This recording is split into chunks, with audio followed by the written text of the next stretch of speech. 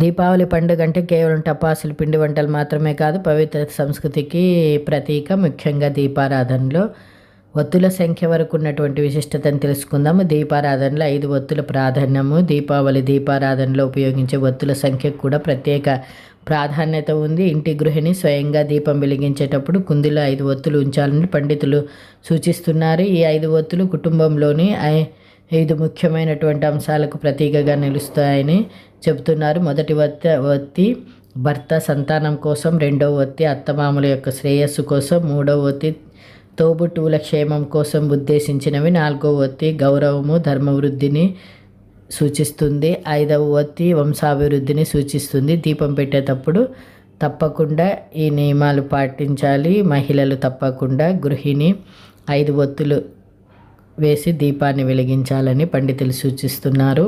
ప్రతి ఒక్కరి వీడియో నచ్చితే